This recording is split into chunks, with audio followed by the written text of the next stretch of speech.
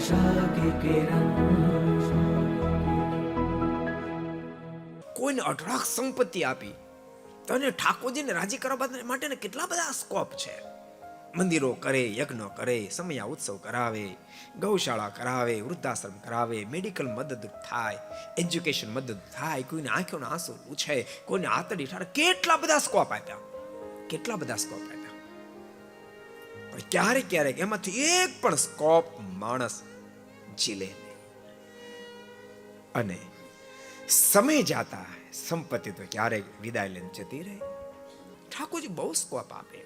ક્યારેક માનો ડોક્ટર જેવી પદવી આપે તો કેટલો મોટો સ્કોપ પરમાત્માને રાજી કરવાનો આપે. ગરીબ નિરાધાર દર્દીઓ હોય, જીવન મરણ વચ્ચે ચોખા ખાતા હોય, એ વખતે કેમે કરીને પ્રાણ બચી જાય એના માટે મહેનત કરે તો એને સ્કોપ જડીપો કહેવાય. પહેલા તું આટલા રૂપિયા જમા કરાય પછી હું કેસ હાથમાં લઉં તો મોકો ગુમાવ્યો કહેવાય.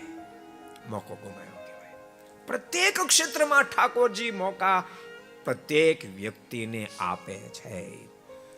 એવું નથી કે અમુકને માટે સ્વાતિ નક્ષત્રમાં વરસાદ થાય, બધા માટે થાય.